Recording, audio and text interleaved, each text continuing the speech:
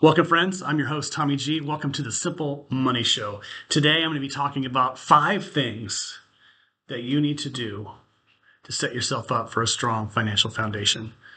Stay tuned.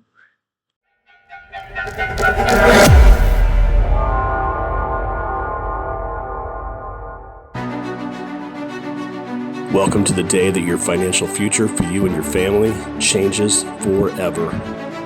Our goal, our mission, our purpose is to give you the knowledge and tools that you need to build a strong financial foundation for a successful financial future.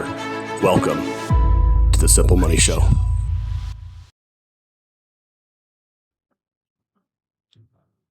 Welcome back, and thanks so much for joining us. I'm humbled that you would come and you would spend this time with me. I do appreciate it. Hopefully you get value out of this. But today I wanted to take a next couple minutes and just talk about 5 things that that somebody would need to do to be able to set up themselves for a strong financial foundation. These are all in my book, Game Changer. I'm not going to go into detail on every one, but I'm just going to kind of give you an overview of each one of these and trying to explain it a little bit, and hopefully you get the idea out of it. Number 1 would be just start.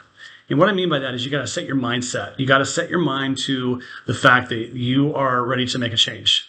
Because until you're ready to change the situation that you're in, it's not going to change. And only you can change you. I state the fact that it's not your brother, your sister, your spouse, your mom, your dad. It's you. You have to come to the conclusion that it's time for a change. And that includes your finances. It can include other things as well, like your marriage. It include your relationship with your kids, your job situation. It could include just basically anything that your health.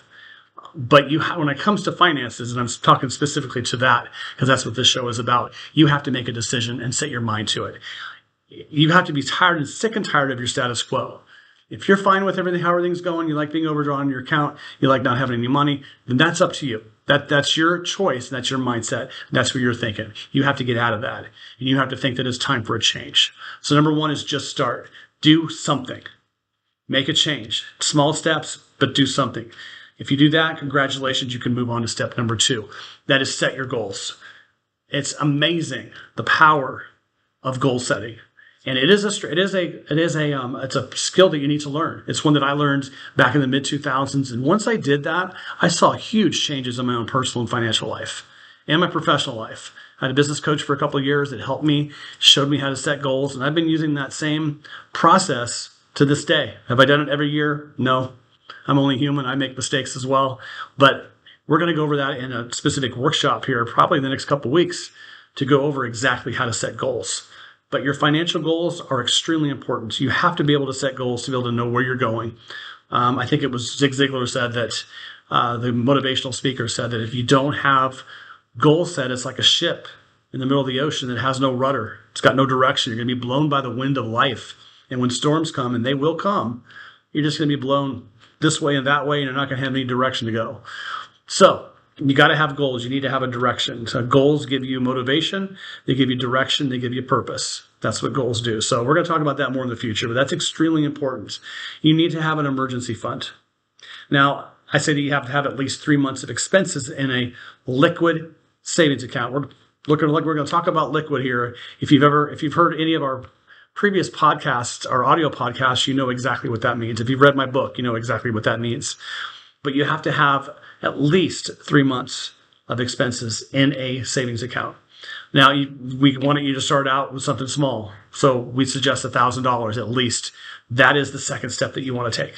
And we get more specifically into that. I do that with my clients. I teach them and coach them on how to do that and exactly what their situation is. But that's the second step. That's the third step, actually. Just start, set your goals, build an emergency fund. Your 4th step is simple budgeting. Got to have a budget. What is budgeting? Simply put, it is money going in versus money going out. You have to know how much money you've got coming in versus how much money you've got going out. That's simple budgeting. Number 5, the last one, is a debt reduction plan. You've got to know what your debt is. You've got to know exactly what you're doing as far as getting that debt paid off. So once you have these other things, once you've got the mindset to get yourself out of the situation that you're in, once you've got the goals that are set, once you've got the emergency fund that is set into place, once you've got the budgeting, then you can start reducing your debt. Now, I've had people say, Tom, well, why should I just Why don't you just ask me to pay off my debt first? Or why should I pay off my debt first before saving money? And my answer is simply because life happens. Imagine this. Imagine you're paying off your debt. You paid off a $500 credit card, which is great. Congratulations. You have nothing in savings. All of a sudden your car breaks down. You need a new alternator, you need new tires, you need a new whatever it is. Cost you $400 or $500.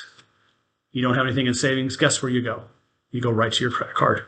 Most people go to a credit card, friend or family, or they get a payday loan. So that's why you've got to put $1,000 in your emergency fund first, so that when things happen in life, you could go ahead and pay for it. It makes an emergency an inconvenience.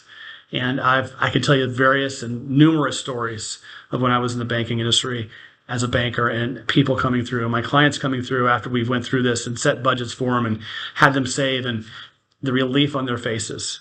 It really does bring less stress to your life when you have something put away in the bank account in case a bad day happens. So trust me on that. So number one, just start. Make a choice. Get your mindset. Number two, set your goals. Number three, build your emergency fund. $1,000 to start with. Number four, simple budgeting. Set yourself a budget. And number five is debt reduction. Now, all those concepts can be talked about. We'll discuss those in future episodes. But that's the five simple steps. There's six, but we're not going to go over the sixth one right now. But 5 simple steps to setting yourself up with a great, solid, strong financial foundation. If you have questions, you can always email me. My email's at the bottom. And I appreciate you coming. This is the Simple Money Show, and I'm your host, Tommy G. Thanks so much. Have a great day. We'll talk to you next time.